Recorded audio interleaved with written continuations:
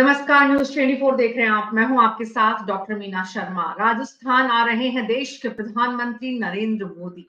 आ ही नहीं रहे हैं बल्कि 2 दिन यहां पर रहेंगे। राजस्थान की सरजमी से लोकसभा के चुनाव का आगाज। राजस्थान पहुंचकर मोदी न सिर्फ नए विधायकों से मिलेंगे बल्कि पार्टी के कार्यकर्ताओं से और पूरी टीम से भी संवाद करेंगे। इतना ही नहीं, 2 दिन की यात्राओं में कुछ बड़े ऐलान की भी संभावनाएं जताई जा रही है, क्योंकि नई सरकार ने भजन लाल ने मुख्यमंत्री जब से शपथ ग्रहण की है तब से नई सरकार से बहुत सारी अपेक्षाएं राजस्थान की नहीं बल्कि यूं कहना चाहिए देश को। तो राजस्थान में आकर देश के प्रधानमंत्री 2024 के आगाज में क्या कुछ करने जा रहे हैं, आज अगले 1 घंटे में हमारे खास मेहमानों के साथ इसी पर जितनी भी संभावनाएं हैं उन्हें टटोलने की कोशिश करेंगे। हमारे साथ हैं आरपी विजय जी, जो कि चार्टर्ड अकाउंटेंट हैं और वो प्रवक्ता हैं बीजेपी के। पंकज शर्मा कांग्रेस के प्रवक्ता हैं। सनी सेबेस्टियन वरिष्ठ पत्रकार हैं। श्याम सुंदर शर्मा जी वरिष्ठ पत्रकार। राकेश वशिष्ठ वरिष्ठ पत्रकार। राजेंद्र मधुकर राजनीतिक मामलों के जानकार। आप सभी का बहुत बहुत स्वागत है। तो आरपी विजय जी, शुरुआत आपसे ही करते हैं। प्रधानमंत्री के पूरे कार्यक्रम की विस्तार से जानकारी आपके पास है आरपी विजय जी? देखो, ऐसा है मीना जी, सबसे पहले तो आपके सभी दर्शकों को मेरा नमस्कार। और जी ना। ये है कि बहुत बड़ी आज की तारीख में जो 5 से 7 तारीख को अपने यहाँ पे जो डीजीपी और आईजीपी की जो कॉन्फ्रेंस हो रही है, ये राजस्थान के लिए एक बहुत बड़ी उपलब्धि है। राजस्थान में एक नई सरकार बनी है और नई सरकार को एक नया जिम्मा दिया गया है। उसके अंदर जितने भी अपने स्टेट्स हैं उन सबके डीजीपी और आईजीपी और सेंट्रल पुलिस फोर्स के जितने भी अधिकारी हैं और जो हमारे अजीत डोभाल साहब है, प्रधानमंत्री जी हैं, अमित शाह जी हैं, ये सभी लोग आ रहे हैं। तो एक नया मैसेज जा रहा है राजस्थान के लिए। एक बहुत बड़ी सौभाग्य की बात है, हमारे लिए भी है, राजस्थानियों के लिए भी है, भारतीय जनता पार्टी के लिए तो पर्टिकुलरली है ही, क्योंकि हमारे जो प्रधानमंत्री आ रहे हैं वो कल शाम को इवनिंग में भारतीय जनता पार्टी कार्यालय पहुंचेंगे और वहां नवनिर्वाचित विधायकों के साथ और पार्टी पदाधिकारियों के साथ बैठक करेंगे। और बैठक करने के बाद में उसमें कुछ कार्यकर्ता भी होंगे, बट कार्यकर्ता एक बहुत नॉमिनल, क्योंकि आप जानते हो एसपीजी वाली व्यवस्था होती है, उसके अंदर हर आदमी को एंट्री नहीं जा सकती। तो ये एक रीजन होता है कि बेसिकली वो वहां पे संबोधित करेंगे और अपने बारे के मतलब जो सरकार किस तरीके से गवर्नेंस करे, क्या करना चाहिए, इसके बारे में अपना जो भी संबोधन हमारी जो नवनिर्वाचित विधायकों को और भजनलाल जी शर्मा उसके साथ रहेंगे और साथ में हमारे जो प्रदेशाध्यक्ष रहेंगे और अरुण सिंह जी जो हमारे प्रभारी हैं वो भी साथ में रहेंगे। इस तरीके से ये व्यवस्था इस तरीके से बनाई गई है और जो डीजीपी की और आईजीपी की जो कॉन्फ्रेंस है उसको भी वो अटेंड करेंगे। और जब से प्रधानमंत्री जी 2014 से आए हैं उसके बाद में आपने देखा होगा कि इन्होंने जो डीजीपी और आईजीपी की जो हमेशा पहले तो साल 2 साल के अंदर एक बार होती थी, बाद में 1 साल में होने लग गई और 1920 में इसकी शुरुआत हुई थी और 1952 में सबसे पहले हमारे सरदार वल्लभ भाई पटेल ने की थी इसकी। तो ये टीम कंटिन्यू चल रहा है और जब से प्रधानमंत्री जी आए इन्होंने ये कहा है कि बेसिकली ये जो मीटिंग्स होती है, कॉन्फ्रेंस जो होती है ना, इसको दिल्ली के बाहर भी की जाए। तो धीरे धीरे दिल्ली के बाहर जब आ रही है दिल्ली तो से बाहर पहली बार नहीं हो रही है आरपी विजय जी, दिल्ली से बाहर पहले भी होती रही है। मैं ये नहीं कह रहा, हाँ जी। 2014 हाँ। के 2014 की बात कर रहा हूँ, पहली बार नहीं हो रही राजस्थान में, पहली बार नहीं हो रही, मैं ये नहीं कह रहा। बट ये हमारा सौभाग्य है कि राजस्थान में नवनिर्वाचित सरकार बनी है, उनको एक सौभाग्य मिला है, एक अच्छा हमारे लिए अच्छी चीज है कि आज ये सौभाग्य हमको मिला होस्ट करने का। और हमारे मुख्यमंत्री जी ने भी ये कहा है कि ये जो हमारी डीजीपी और आईजीपी की जो कॉन्फ्रेंस हो रही है इसके अंदर सभी सुविधाएं होनी चाहिए, जैसे उनके आवास की, हमारे टूरिज्म की, किस ये तरीके। तो आरपी विजय जी, जब इस तरह की कॉन्फ्रेंसेस होती हैं तो जैसे साल भर पहले कॉन्फ्रेंस जहां हुई थी वहीं पर तय हो जाता है कि अगली कॉन्फ्रेंस कहाँ होगी। तो जैसे ये जयपुर की कॉन्फ्रेंस में ही अगले साल की कॉन्फ्रेंस की जगह तय हो जाएगी, डेट तय हो जाएगी। तो वो तो पहले से तय कार्यक्रम था, लेकिन एक पंथ दो काज, देश के प्रधानमंत्री को ये बेहतर ढंग से आता है, इसलिए वो इस कॉन्फ्रेंस को एड्रेस भी करेंगे और पार्टी के लिए संदेश भी लेकर आएंगे। तो पार्टी के लिए जो संदेश लेकर आ रहे हैं डीजीपी कॉन्फ्रेंस के माध्यम से, क्या निकलेगा, इसका क्या मकसद है, ये एक अलग विषय हो सकता है जो आप समझा सकते हैं कि इस बार के डीजीपी कॉन्फ्रेंस का मकसद क्या है। इससे देश में कानून व्यवस्था दुरुस्त करने के लिए कौन कौन से विषय हैं जिस पर विचार विमर्श किया जाएगा, और साथ ही पार्टी के कार्यकर्ताओं को क्या संदेश देंगे, ये तमाम सवाल हैं जिनका जवाब हम आपसे लेंगे। पंकज शर्मा जी, कांग्रेस के प्रवक्ता। पंकज जी, सरकार बनी है, प्रधानमंत्री आ गए, दूसरी बार आ रहे, 1 महीना हुआ नहीं है, तो ये जो सक्रियता है देश के प्रधानमंत्री की, राजस्थान में लोकसभा चुनाव है, आपके यहाँ पर इस सक्रियता का असर क्या देखते हैं आप कांग्रेस पार्टी में? देखिए, देश के प्रधानमंत्री राजस्थान की धरा पर आ रहे हैं और मैं उनका स्वागत अभिनंदन करता हूं। और मुझे उम्मीद है कि जब प्रधानमंत्री आ रहे हैं तो आईजी प्रेस की जो कॉन्फ्रेंस है आईजी वगैरह की, उस कॉन्फ्रेंस के साथ साथ वो एक पर्ची भी लेकर आएंगे जिसमें जो मंत्री अब तक बना दिए गए हैं, और 1 महीने से ज़्यादा हो गया है देश राजस्थान प्रदेश जो बिना मंत्रियों के चल रहा है, तो उनके विभागों का बंटवारा भी वो पर्ची लेकर आएंगे तो कर देंगे। और जब पर्ची लेकर आएंगे तो उसके बाद में जो वादे राजस्थान की सरकार आज जो आने से पहले, चुनाव से पहले किया था कि पेट्रोल डीजल के दामों में वो कटौती कर देंगे, और भी जो उन्होंने वादे किए थे वो जल्द से जल्द पूर्ण करने का काम वो राजस्थान में करेंगे। डेफिनेटली प्रधानमंत्री हर वक्त चुनावी मोड में रहते हैं। अभी भी देखिए कि उनके पास मणिपुर के लिए वक्त नहीं था, लेकिन आज वो स्कूबा डाइविंग कर रहे हैं। वो जो कुछ मुद्दे ऐसे हैं जिन पर वो बोलना बिल्कुल प्रीफर नहीं करते हैं। साक्षी मलिक हो, विनेश फोगाट हो, बजरंग पूनिया हो, इन्होंने जब अपने पदक वापस किए तभी भी उन्होंने नहीं बोला। उनकी संसद में उनके पीठ पीछे ब्रजभूषण जो 6 से ज्यादा मामलों में आरोपी है वो बैठता है, और आज दिन तक उस पर कोई कार्रवाई नहीं हुई। तो ये जताता है कि प्रधानमंत्री कुछ मुद्दों के लिए इतने ज्यादा ग्लोबल हो गए विषयों में। मैंने तो सिर्फ कांग्रेस पार्टी और राजस्थान के संदर्भ में आपसे सवाल किया तो था। मैं संदर्भ भी आपको बता रहा हूँ ना देश कि के प्रधानमंत्री दूसरी बार आ रहे, नई सरकार बनने के बाद आपने कहा पर्ची जेब में लेकर आएंगे, पर्ची का एक नाम निकल गया, 24 नाम और निकलेंगे। आपके यहाँ तो एक नाम 1 महीने में नहीं निकाल पाए हैं। देखने आपने को पता नहीं होगा कि जब विधानसभा आउट होगी उससे पहले पहले नेता प्रतिपक्ष का जो आप कहना चाह रहे हैं वो बन जाएंगे।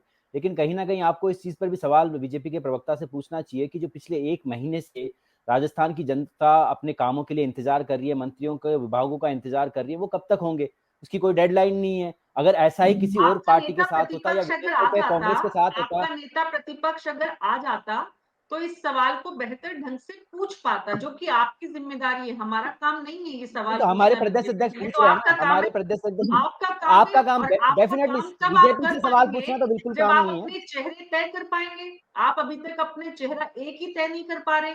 पर्ची दिल्ली से आएगी, जयपुर से निकलेगी, जयपुर में कौन से कोठी से निकलेगी, ये सब आप तय करिए। लेकिन आपकी पर्ची निकाली तो सही, बीजेपी वालों ने एक पर्ची तो निकाल दी, आप एक भी नहीं निकाल पा रहे हैं। देखिए, जो हमें काम करने हैं, हमारी पार्टी के जो इंटरनल हमें एसेस करना है, लगातार हमारी मीटिंग चल रही है, लगातार हमारी सीट शेयरिंग पे बात चल रही है, किन मुद्दों पे चुनाव लड़ेंगे, हमारी जो यात्रा निकल रही है, उन सब पे हम लोग लगातार बात कर रहे हैं। मुझे लगता है कहीं ना कहीं देश में की एक दुर्भाग्य है कि ना तो पत्रकार हो ना कोई और हो, किसी को भी बीजेपी के ऊपर सवाल उठाने से डर लगता है, ना बात करना पसंद करते हैं। आपको मैंने मणिपुर का कहा तो आप मणिपुर पे सवाल नहीं पूछेंगे, आप पेट्रोल डीजल पे सवाल नहीं पूछेंगे। आपको बिल्कुल हक है कि आप कांग्रेस पे पूछे, क्योंकि हमारी तो लोकतांत्रिक पार्टी, हम पे सवाल पूछने पे हम ना तो ईडी का पीछे लगाएंगे ना जेल में डालेंगे, लेकिन सवाल हमसे पूछते रहिए, हम सवालों के जवाब देते रहेंगे। विपक्ष की ताकत इतनी मजबूत होनी चाहिए पंकज शर्मा जी कि पत्रकारों की तरफ देखना ही नहीं पड़े आपको।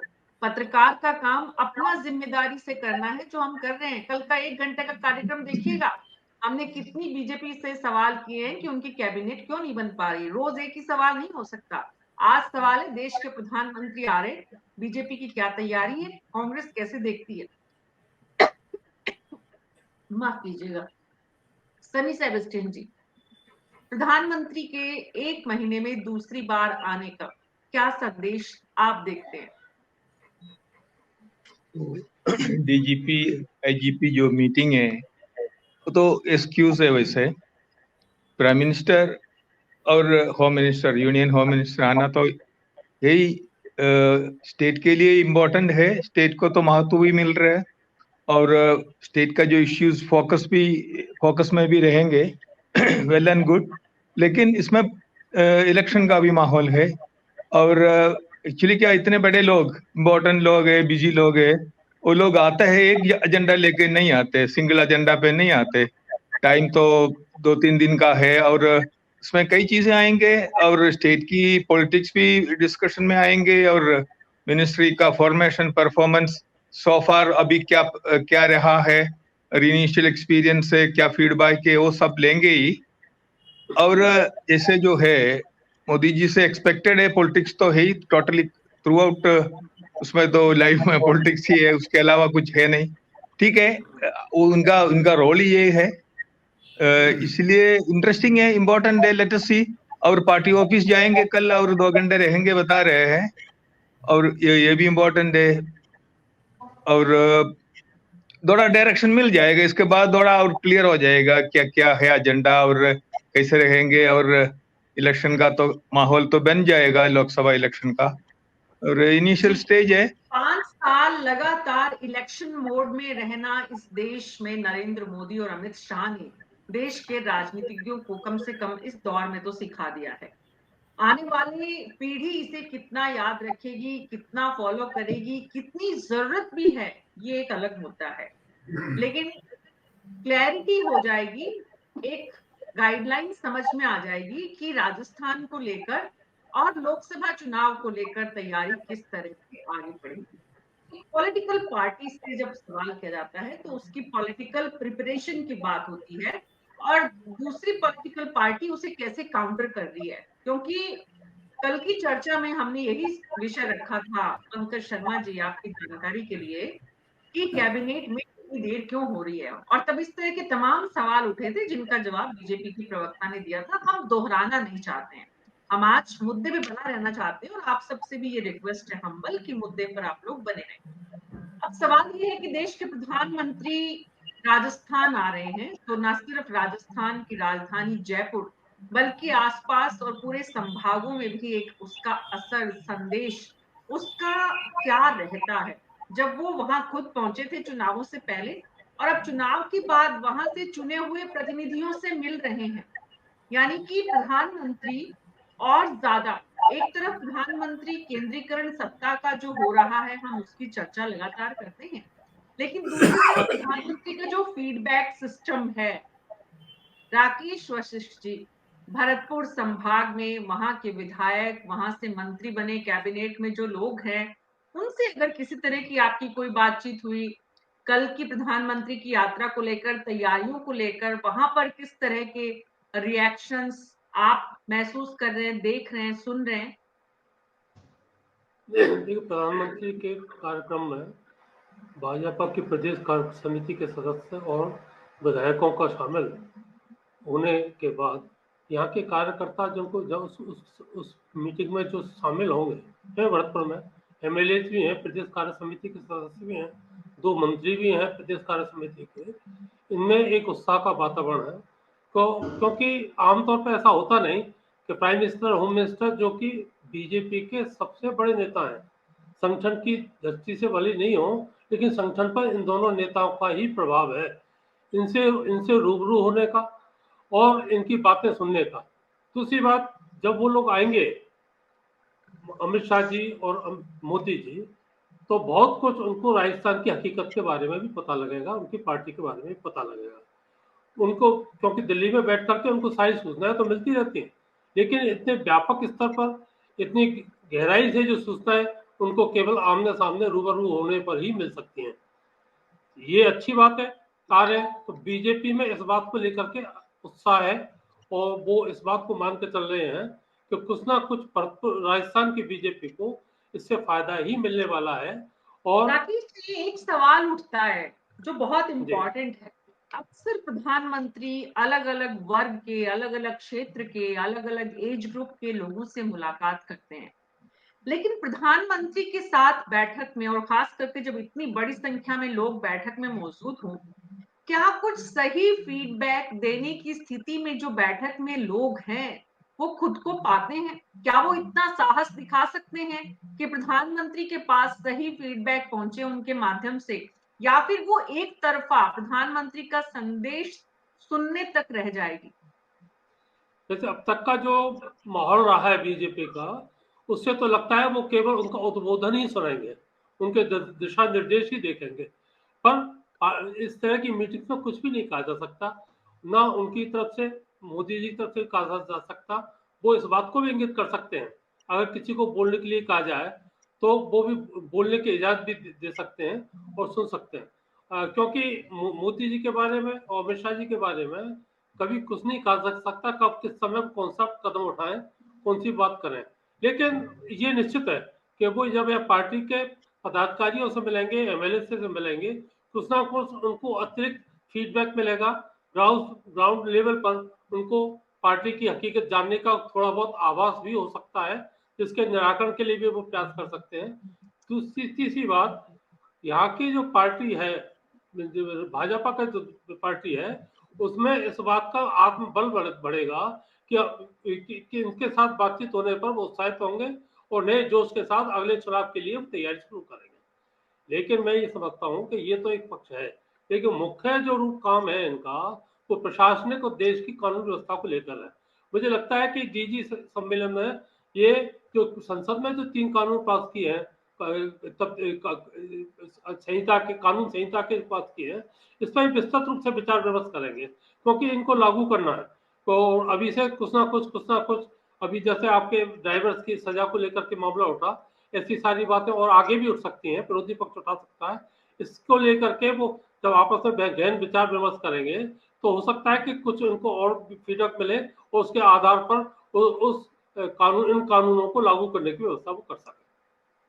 राजेंद्र मधुकर जी, एक तरफ नए कानूनों को लेकर डिस्कशन डीजी की कॉन्फ्रेंस में हो सकता है, दूसरी तरफ विधायकों के साथ बैठक में, टीम के कार्यकर्ताओं के साथ बैठक में प्रधानमंत्री का संदेश, लोकसभा चुनाव की तैयारी कैसे करनी है, वन वे शो ऐसा लगता है कि ये होगा।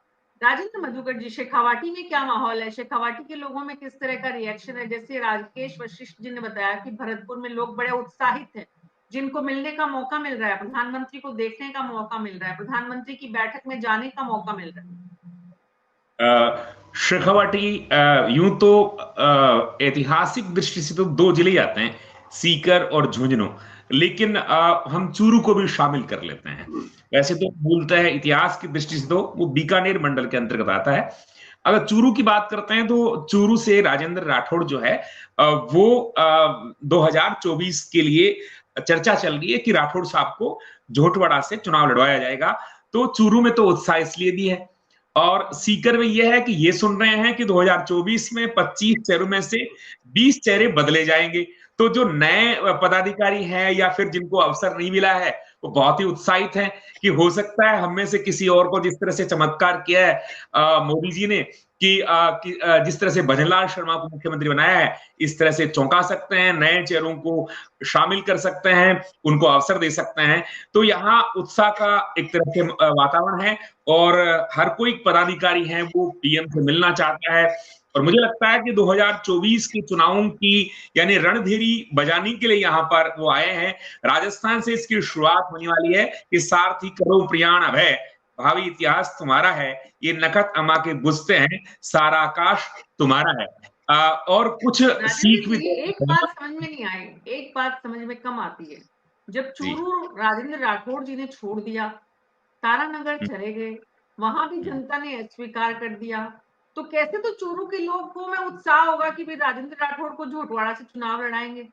मतलब ये बड़ा विरोधाभास है।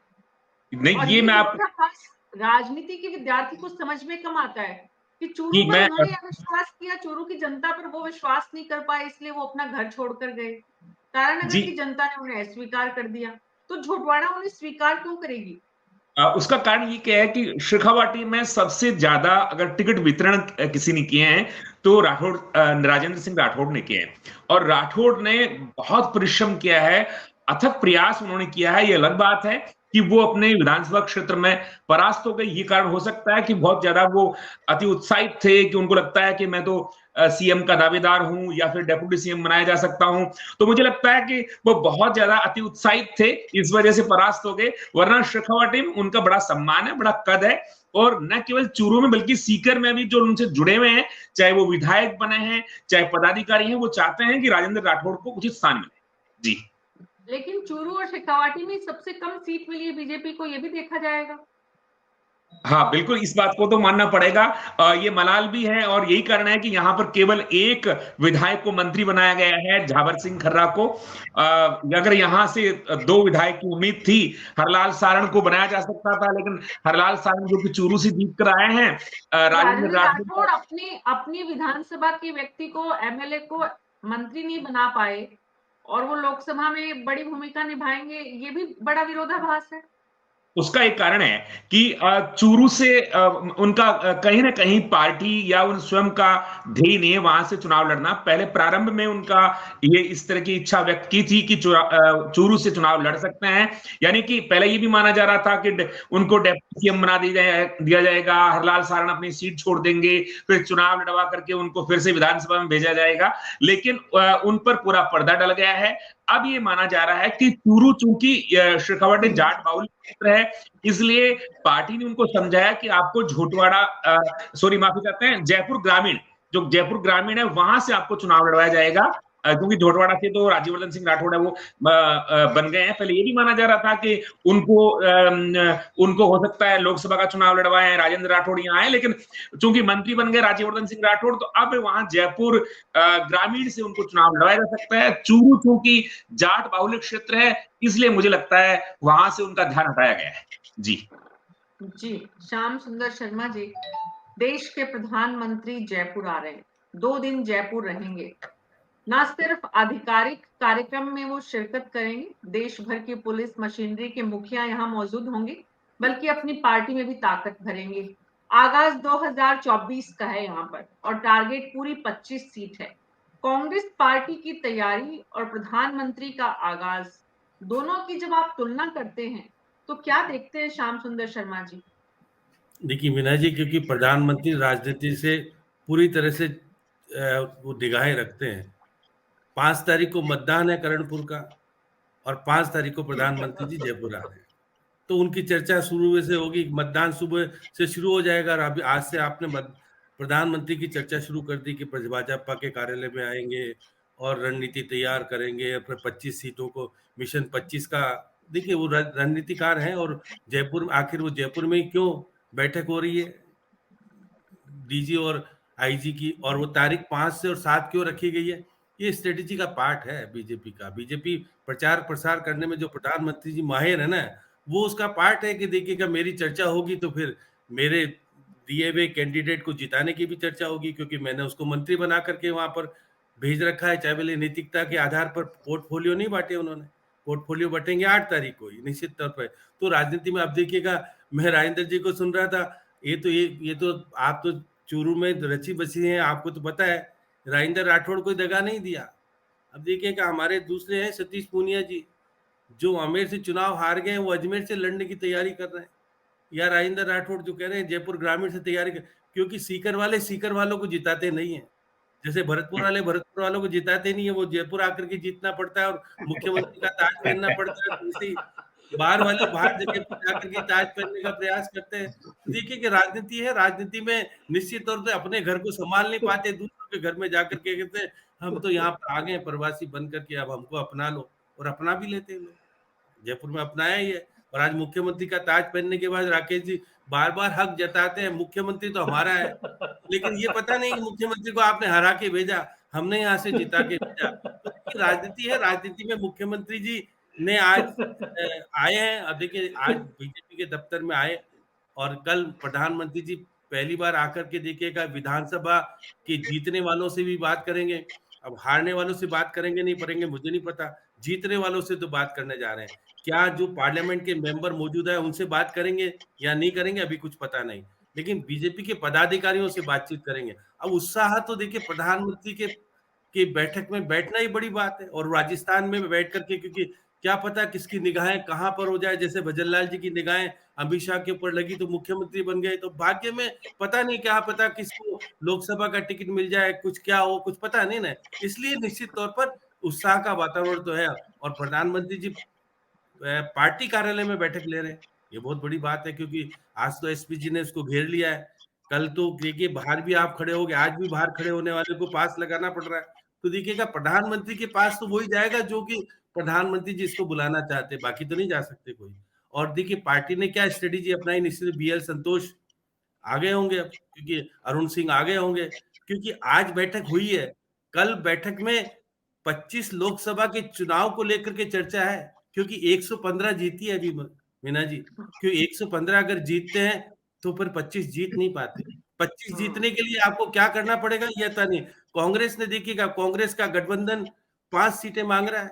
अब 5 सीटें गठबंधन देगा नहीं देगा वो चिंता का विषय है, क्योंकि हमारे पूर्व मुख्यमंत्री जी को सबसे बड़ी चुनौती तो राजस्थान में है कि गठबंधन तो आपको राजस्थान में करके देना है, क्योंकि आपने विधानसभा में गठबंधन किया 1 सीट का, वो जीत लिया आपने।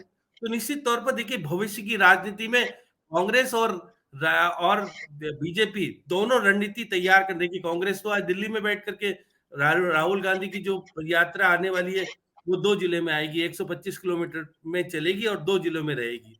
जो देखिएगा उन्होंने नाम भी बदल दिया, भारत जोड़ो न्याय यात्रा कर दिया। पहले तो कुछ तो यात्रा का तो भारत जोड़ने वाला जरूर रखा है उन्होंने।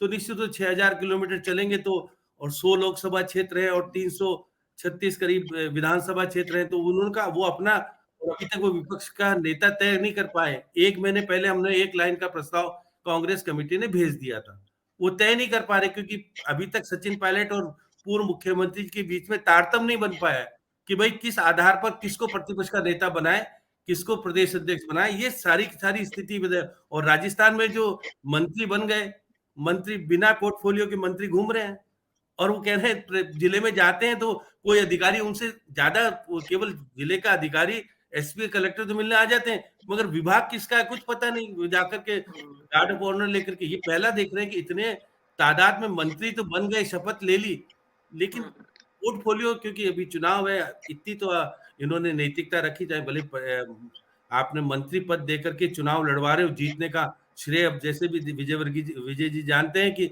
आपने नैतिकता तो नहीं रखी, लेकिन चुनाव जीतने के लिए आपने सहानुभूति की बयार को खत्म कर दिया। किससे? मंत्री बना करके, भाई हमने मंत्री बना दिया, आप जिता के भेज दो, हम इसको पोर्टफोलियो भी अच्छा दे देंगे। तो ये मतलब सारी एक सीट के लिए इतनी जबरदस्त स्ट्रैटेजी और मारामारी है, तो लोकसभा की 25 सीट के लिए प्रधानमंत्री का आना लाजमी बन गया है आपके मुताबिक श्याम सुंदर शर्मा जी, क्योंकि अभी स्थिति जो है उसमें आसान नहीं है, उसमें आपको जो वापस दिया है। नहीं मीना जी, अगर राजस्थान में करणपुर का चुनाव हारने का मतलब बीजेपी की स्थिति खराब होना, इसलिए हार नहीं पसंद है, ना मोदी को पसंद है, ना अमित शाह को पसंद है, जीत पसंद है, इसलिए जीत के लिए पसंद तो किसी को नहीं होती, पसंद तो किसी को भी नहीं होती, लेकिन उस पर बने, उसके लिए प्रयास करना, उसके लिए रणनीति बनाना, उसके लिए दिन रात जुट जाना, इसमें आज की तारीख में बीजेपी को जिस तरह की गणित आती है, उस गणित में कांग्रेस पिछड़ रही है, इसमें कोई दो राय नहीं है। करणपुर में ये कितनी सफल होगी बीजेपी की रणनीति और संवैधानिक रूप से ये कितना सही है, चुनाव आयोग ने इस पर कोई प्रसंज्ञान क्यों नहीं लिया शिकायत करने के बाद भी, इसका मतलब कानून का कोई न कोई पेच फंसा हुआ है। लेकिन एक पेच जो है वो नैतिकता का भी होता है, जवाबदेही का भी होता है। कम से कम बीजेपी की सरकार ने राजस्थान में वो जवाबदेही वाली जिम्मेदारी और दायित्व तो नहीं दिखाया है, इसमें तो कोई दो राय नहीं है। बीजेपी का जो रवैया है या बीजेपी का जो इस वक्त जो व्यवहार है, वो किसी भी सूरत में करणपुर की सीट के लिए प्रशंसनीय नहीं कहा जा सकता। आप मंत्री कैबिनेट में शामिल नहीं करते, उसके बाद बना देते तो किसी को कोई दिक्कत नहीं होती, लेकिन आपने पहले ही जनता को एक तरह का ब्राइब दे दिया, एक तरह का। लेकिन खैर उस मुद्दे पर अभी हम नहीं जाएंगे। आरपी विजय जी, इस वक्त जो स्थिति है बीजेपी की, जो आपके पास विधानसभा में सीट है, वो ये साफ इंगित करती है, संदेश देती है और इशारा करती है कि आपकी लोकसभा में 25 सीटों पर पेच है।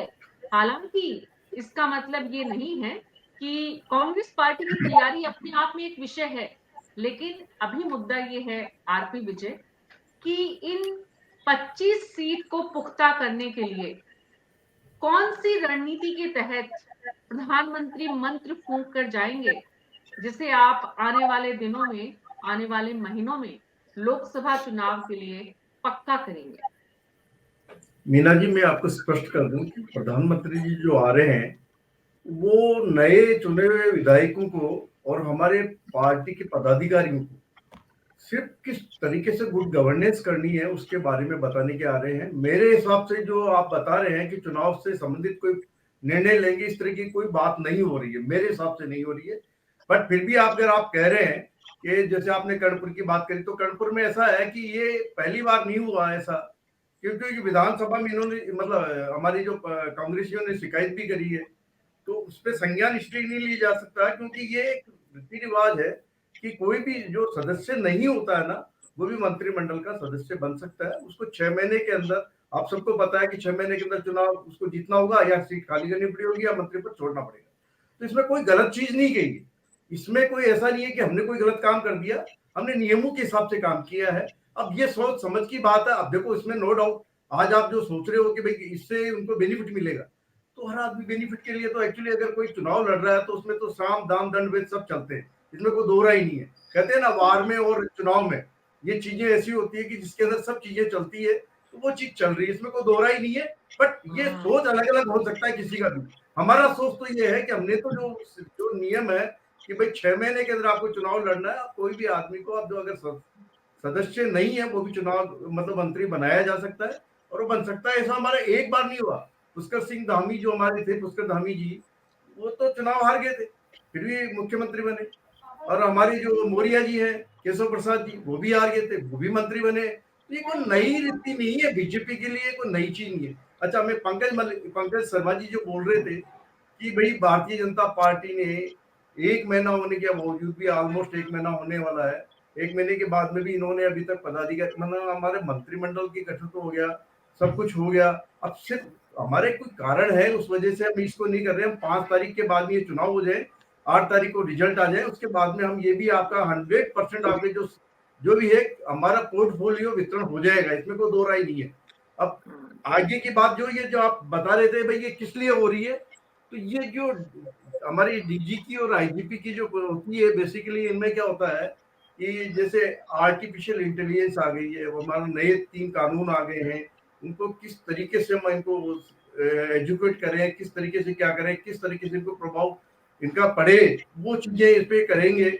एंटी टेररिज्म भी है, नारकोटिक्स का भी है, ये सारी चीजें आएगी, इनमें डिस्कशन होगा। और इस डिस्कशन के अंदर नई चीजें, क्योंकि हर आदमी अपना अपना रिप्रेजेंटेशन देंगे और वहाँ प्रेजेंटेशन भी देंगे। तो प्रेजेंटेशन से क्या होता है कि आज की तारीख में कौन डीजीपी या आईजीपी या सेंट्रल एजेंसी या सेंट्रल पुलिस है, वो क्या एक्शन ले रही है, वो सबको सामने आएगा। तो अगर किसी के यहाँ कोई कमी है या कोई किसी के सुझाव है, वो सबको सुनने को मिलेंगे, देखने को मिलेंगे। तो उसका पर्पज ये है। बाकी जो आपने बताया कि भारतीय जनता पार्टी के हमारे पीएम और अमित शाह जी आ रहे हैं, डेफिनेटली हमारा ये सौभाग्य है, भारतीय जनता पार्टी के कार्यकर्ताओं को सौभाग्य है, नवनिर्वाचित हमारे जो विधायक है उनका सौभाग्य है, और मैं तो कहता हूँ कि राजस्थान की जनता का भी सौभाग्य है कि आज की तारीख में जो वर्ल्ड के सबसे बड़े लीडर हैं और जो टॉप मोस्ट लीडर हमारे हिंदुस्तान के हैं, वो हमारे बीच में आ रहे हैं, तो हमको खुशी होनी चाहिए, इसमें कोई दो राय नहीं है। बट अब कई चीजें होती है कि भाई मीन मेक निकल, विपक्ष का काम है, वो तो देखो ऐसा है कि काम कितना भी अच्छा हो तो मीन मेक निकालना पड़ेगा, क्योंकि उनका काम यही होता है, वो निकाल ले, तो उसमें कोई तकलीफ नहीं है, हमारे को कोई आपत्ति नहीं है। बिल्कुल, विपक्ष का काम सिर्फ मीन में एक निकालना ही नहीं होता, विपक्ष का काम, मैंने तो आपको पहले भी बोला होगा कि को जगाना भी होता है। और आपने कहा RP Vijay ji, everything is fair in love and war. Pankaj Sharma ji, साफ साफ कहा है आरपी विजय ने कि भाई चुनाव है और राजनीति है, और राजनीति के मैदान में तो चुनाव जीतने के लिए ही उतरे, इसलिए जो हमसे मुमकिन संभव होगा वो सब करेंगे। एक बात और बोल दूं मैं, एक बात पंकज जी वाले मैटर में। पंकज जी क्या है, कांग्रेस को तो क्या हुआ है, अपना घर जल रहा है उसका नहीं दिखता है, दूसरों का पहाड़ पे कोई आग लगी है या दूसरी पार्टी में कुछ चक्कर चल रहा है, उसकी चिंता इनको होती है। इन्होंने कभी ये नहीं सोचा कि हम तो सरकार में है, उसके बाद में भी हमने चयन कर लिया। ये विपक्ष में होते हुए भी इनका लीडर कौन होगा और सब लीडर कौन होगा, ये इनको पता ही नहीं है अभी तक। तो ये अपना घर नहीं देख रहे, ये सिर्फ दूसरों का देख रहे हैं। इनको अपना घर देखना चाहिए कि हमारे घर में आग लगी हुई है, पहले पानी यहाँ डाल करके इसको बुझाएं, वो नहीं बुझा रहे। पंकज शर्मा जी, ये तो एक मुद्दा है, ये तो एक बात है कि आपको सिर्फ वो दिख रहा है या आप नेता प्रतिपक्ष का चयन नहीं कर पा रहे, तो बहुत छोटी बात है।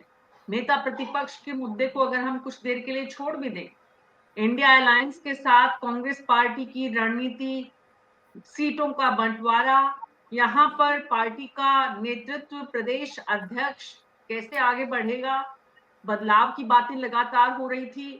कांग्रेस पार्टी यहाँ पर किसके नेतृत्व में आगे बढ़ रही है, किसकी सुने वर्कर पता नहीं है उसे। तो पार्टी एक बीजेपी है और एक कांग्रेस है। आपने हाल ही में सत्ता से बाहर हुए हैं, आपके पास सत्ता थी, आपकी रणनीति एक एक दिन की और बीजेपी की रणनीति एक एक दिन की। आप फर्क खुद महसूस कर पा रहे हैं?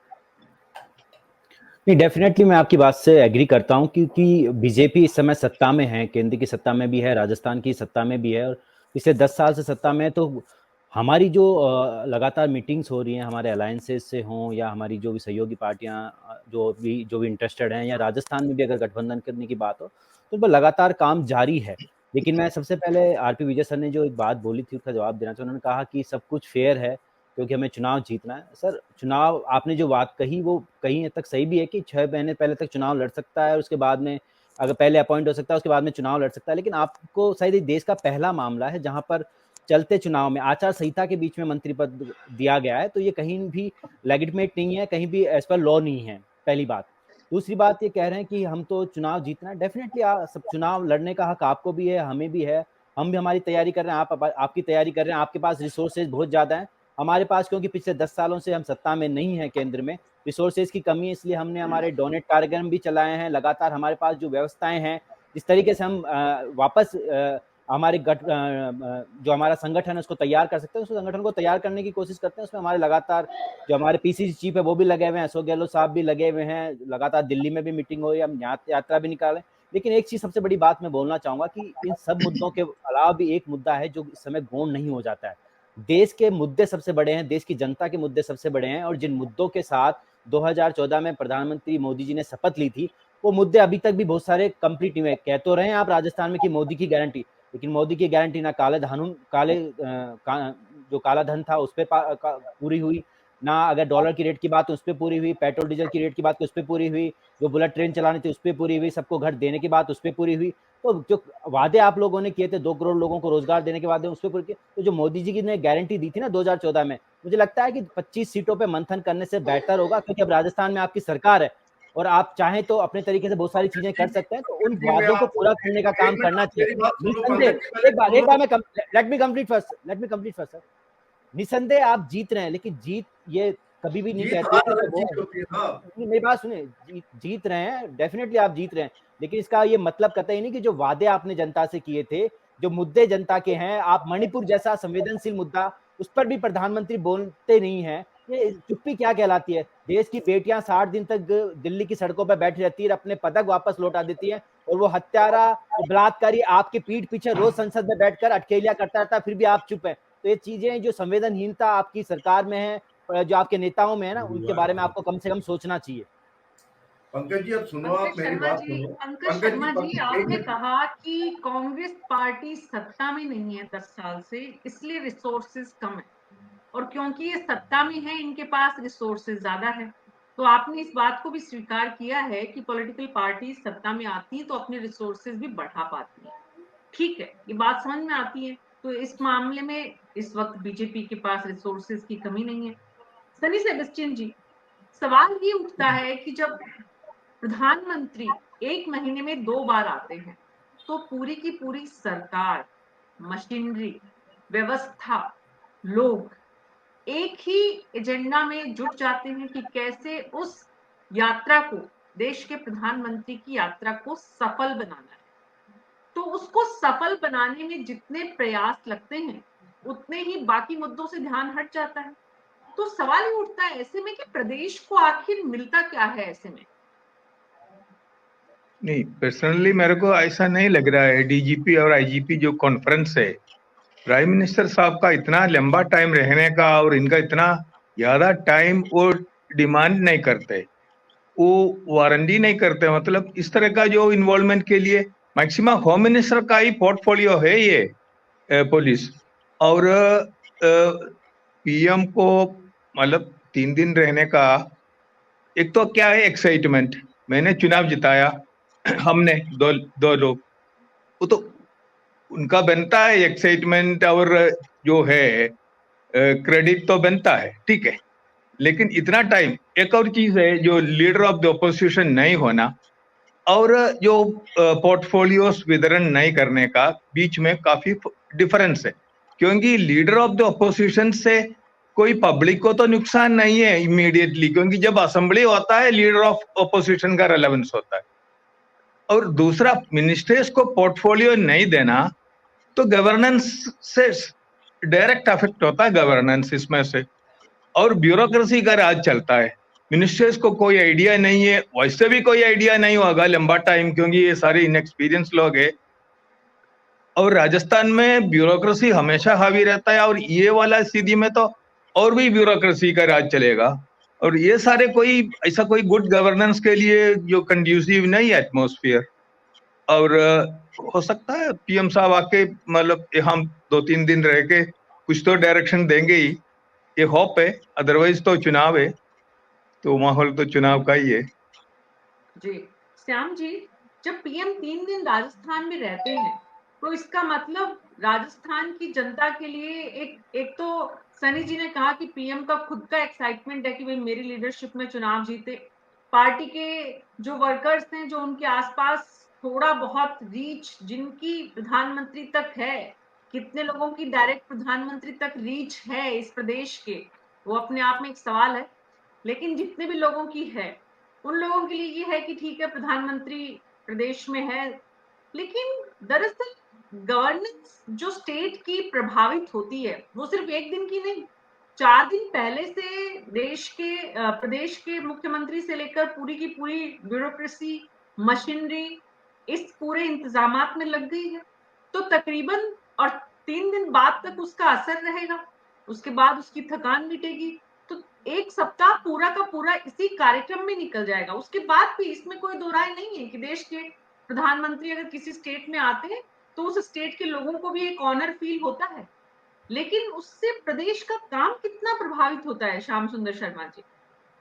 अब देखिएगा, अगर प्रधानमंत्री और केंद्रीय गृह मंत्री जयपुर आ जाते हैं तो जयपुर तो अस्त व्यस्त हो ही जाएगा, आप निकल नहीं पाओगे बाहर, आप जाओगे तो आपको जाने नहीं दिया जाएगा, परीक्षाएं भी होगी, इस तरह क्या होगा क्या नहीं होगा, क्योंकि एक तरह से उन्होंने झालाना वाला जो इंटरनेशनल जो अशोक गहलोत ने बनाया, अब उसी में हो रही है बैठक निश्चित तौर पर। अब देखिए प्रधानमंत्री का 3 दिन रहना, लेकिन वो देखिए स्ट्रेटेजी के तहत है, एक पार्ट है कि प्रधानमंत्री जी सोच समझ के आते हैं, ऐसा नहीं कि आप उनको बिल्कुल पता नहीं हो कि क्या ये तारीखें सब तय करने का बहुत तौर तरीका स्पष्ट है कि हम बैठ करके क्या करना चाहते हैं।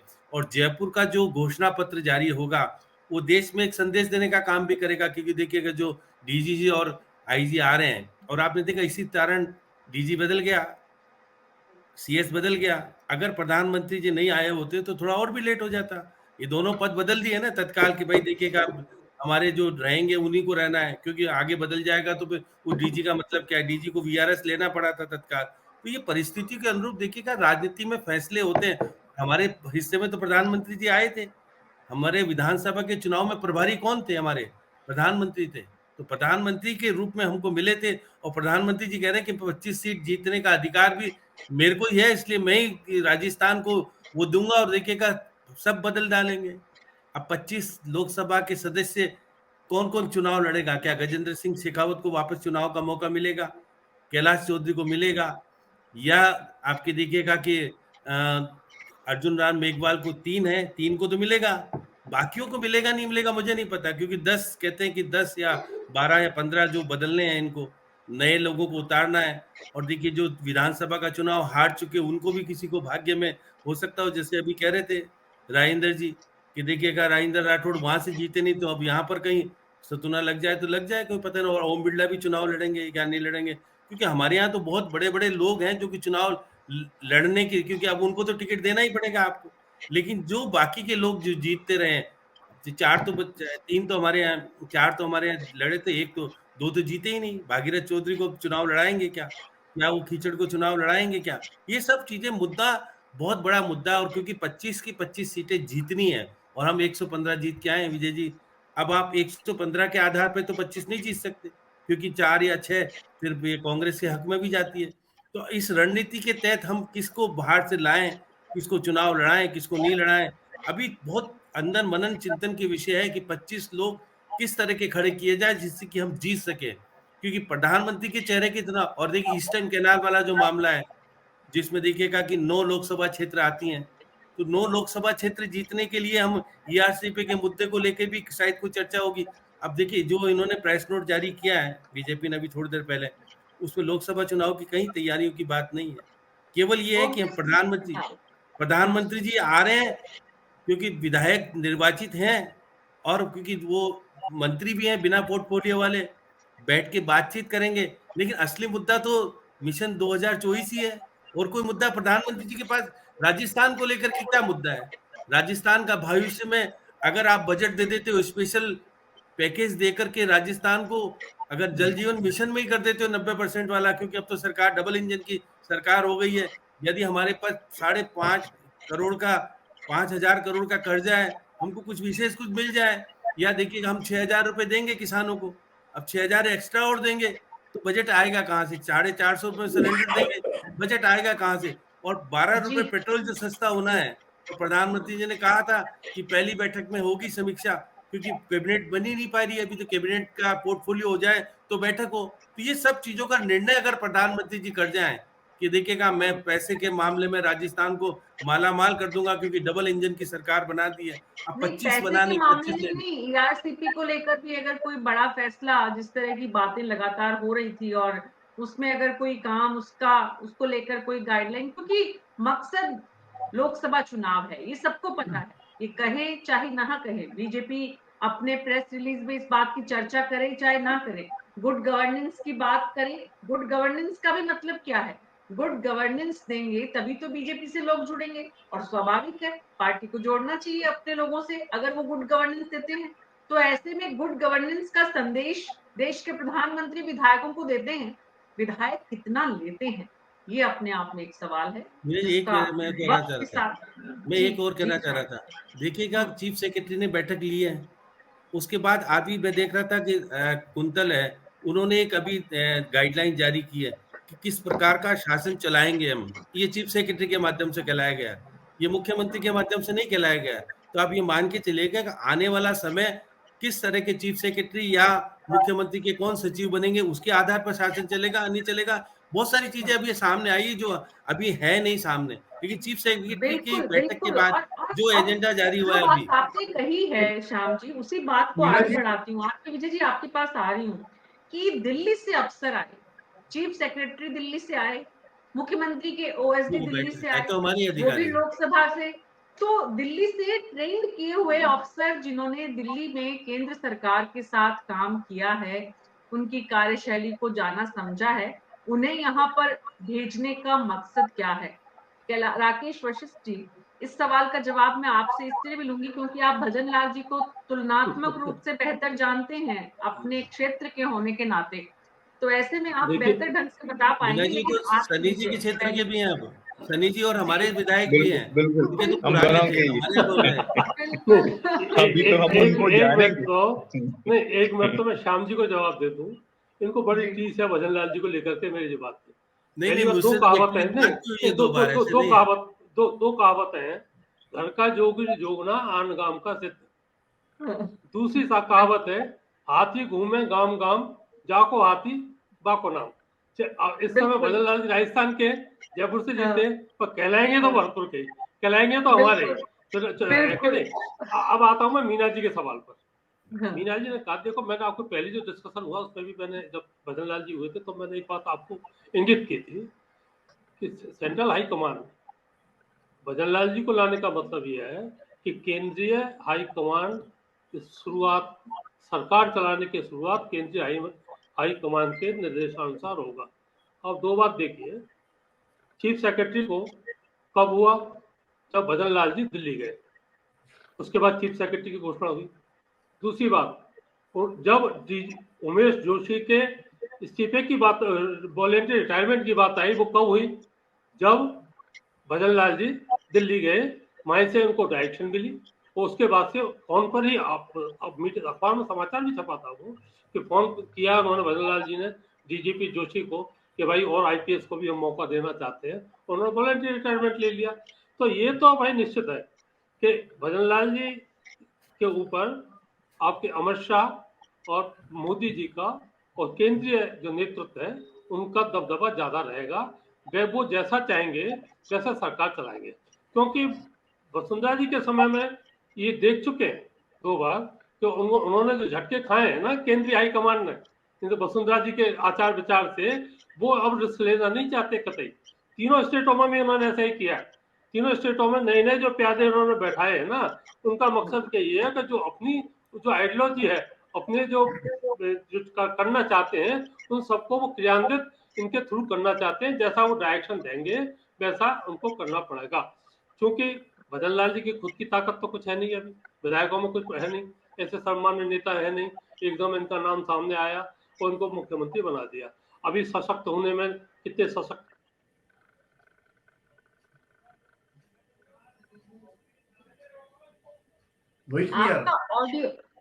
आपका ऑडियो चला गया है राकेश जी अचानक। हाँ, अचानक आपका ऑडियो नहीं आ पा रहा है। कोई बात नहीं, आरपी विजय जी से मैं लेती हूँ, तब तक आप अपना ऑडियो दुरुस्त करिए। आरपी विजय जी कुछ बोल रहे थे? हाँ, मैं ये कह रहा था कि मैडम ये जो बात कर रहे हैं कि 115 सीट आएंगे, अब 6 सीट आप मतलब ये जो 25 की 25 सीट नहीं आ पाएगी लोकसभा की। मैं तो इनसे ये पूछना चाहता हूँ श्याम सुंदर जी से भी और सभी पैनलिस्ट से कि भाई जब हम 76 सीट लेकर के अगली बार हम 25 सीट लेके आए थे, 25 की 25 लोकसभा की सीटें, जब हमारे पास 76 सीटें थी सिर्फ जब विधानसभा के अंदर, आज तो हमारे पास 115 है। तो ये तो दुविधा होनी नहीं चाहिए कि हम ले आएंगे। और नेतृत्व तो आपने देख रखा हमारा, ये लोकसभा के चुनाव है, लोकसभा के चुनाव में हमारे लीडर हैं माननीय नरेंद्र भाई मोदी। तो नरेंद्र भाई मोदी के नाम से वोट मिलते हैं, इसमें तो कोई दो राय है ही नहीं। बीजेपी का नाम है ही, बीजेपी सबसे बड़ी पार्टी है, तो ये तो कोई है ही नहीं। अब दूसरी बात आपने करी थी ईआरसीपी वाले मैटर में। ईआरसीपी में एक बहुत बड़ा काम हो चुका है, मध्य प्रदेश और राजस्थान सरकार उनकी मीटिंग हो चुकी है और उन्होंने डिसीजन ले लिया है कि इसको 75% डिपेंडेंटली के हिसाब से ही प्रोजेक्ट करेंगे और उसके करते ही 90% पैसा है ना केंद्र लगाएगा। तो ये बात सर्वोपरि हो गई है। जो 9 अपन बात कर रहे हैं डिस्ट्रिक्ट की, वो 9 डिस्ट्रिक्ट का फैसला हो चुका है और ईआरसीपी प्रोजेक्ट अपन को पूरा मिलने वाला है, इसमें कोई दो राय नहीं है। ये तो सिर्फ इसकी हठधर्मिता थी हमारे कांग्रेस वालों की, अशोक गहलोत जी की, इन्होंने कभी भी 50% डिपेंडेंटली को 75% कभी नहीं किया। इसके अलावा कुछ नहीं था। बार बार यहाँ पे एक्चुअली गजेंद्र सिंह शेखावत जी ने जो ये काम देख रहे थे, उन्होंने क्लियर कट कहा था कि भाई आप ये सिर्फ इतना सा करके भेज दो। बट अब ये क्या अड़ियल रवैया था, मैं नहीं समझा पा रहा हूँ। हठधर्मिता क्या थी, जबकि राजस्थान वासियों का इसमें भला होने वाला था। बट इन्होंने 50% से 75% करके नहीं भेजी प्रोजेक्ट रिपोर्ट। कम से कम 22 बार ये विकल्प मिला है इनको देने का, बट इन्होंने नहीं किया।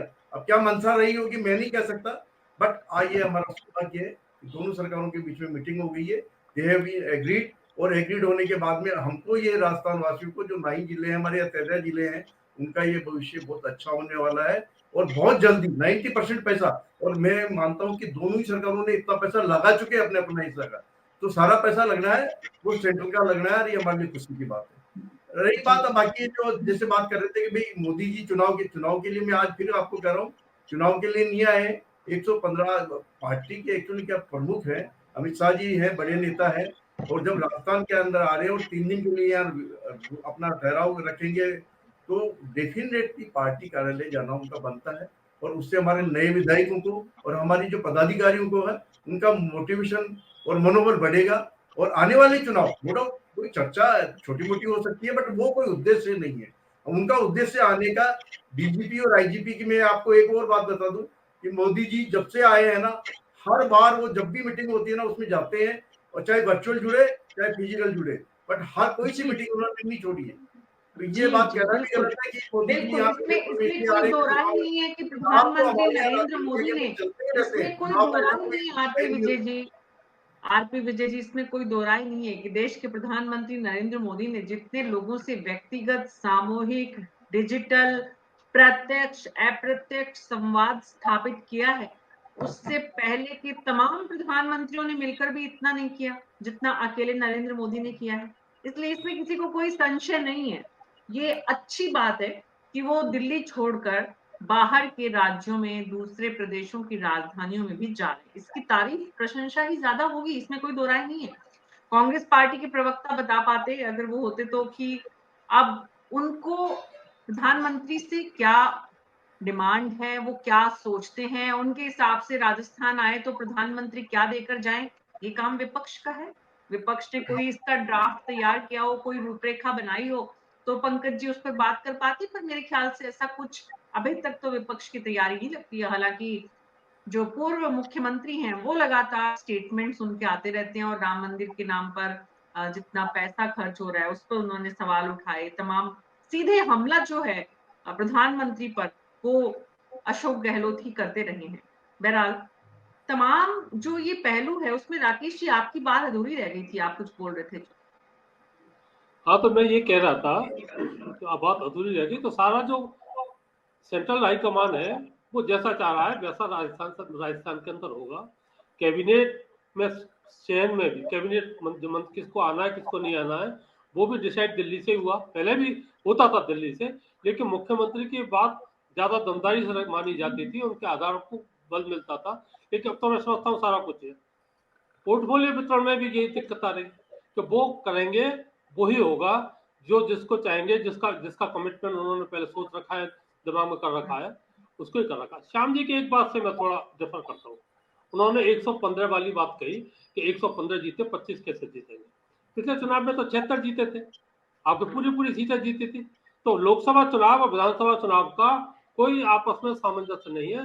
लोकसभा का चुनाव पूर्ण रूपेण मोदी के नाम पर लड़ा जाएगा। वो जिसको चाहेंगे उनके नाम पर वोट मिलेगी। और इस बात से कोई इनकार नहीं कर सकता कि आज के समय में जितना राजनीतिक माहौल है, मोदी की खुद की फॉलोइंग है। इंदिरा गांधी के बाद ये ऐसा नेता हुए हैं जिनकी चाहे कहीं 10% हो, चाहे 15% हो, चाहे 20% हो, इनकी खुद की फॉलोइंग है। बीजेपी के अलावा मोदी के नाम पर भी वोट गिरती हैं और वही रिजल्ट सामने आते हैं उसी कारण से। ऐसा पिछले 2 इलेक्शन में लगातार देखा, 14 में देखा और पिछली बार 19 के अंदर देखा, और इस बार भी ऐसा ही होगा। इस लोकसभा के चुनाव में मोदी के नाम पर भी वोट गिरेंगे। करिश्मा जो है, मोदी का करिश्मा अभी बना हुआ है, बना हुआ है। राजनीति देश की क्योंकि विपक्षी है ना, तो अभी ताकतों में बैठ नहीं पा रहा उनका, विपक्ष का ताकतों में बैठ नहीं पा रहा, तो लड़ाई का एक सच्चाई रही है। करिश्माई नेतृत्व नेहरू से लेकर इंदिरा गांधी और फिर राजीव गांधी और उसके बाद नरेंद्र मोदी। कोई गैर कांग्रेसी जिसने करिश्माई नेतृत्व से अपनी पहचान इस तरह की बनाई हो वो नरेंद्र मोदी है। आप नरेंद्र मोदी के समर्थक हैं या विरोधी, उससे फर्क नहीं पड़ता। सच्चाई और आंकड़ों की गणित आज नरेंद्र मोदी के पक्ष में है और इसीलिए नरेंद्र मोदी जो फैसले लेते हैं उनका आकलन, उनका विश्लेषण, उन पर चिंतन और उसकी तमाम जो रणनीति है वो समझने की कोशिश की जाती है। आप सबका बहुत बहुत शुक्रिया।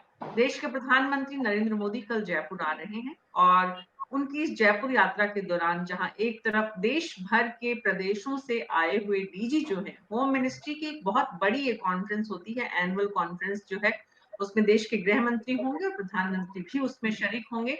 इसके साथ साथ प्रधानमंत्री बीजेपी कार्यालय जाएंगे, वहां पर कार्यकर्ताओं से जो विधायक नए आए हैं वो और साथ ही जो कोर टीम है उनके टीम लीडर्स से मुलाकात करेंगे, गुड गवर्नेंस का संदेश देंगे। ये बीजेपी की तरफ से अधिकृत रूप से बयान आया है जो स्वाभाविक है, समझ में आता है, और उसी के जरिए कैसे लोकतंत्र में लोकसभा चुनाव की तैयारी करनी है इसका मंत्र भी देकर जाएंगे।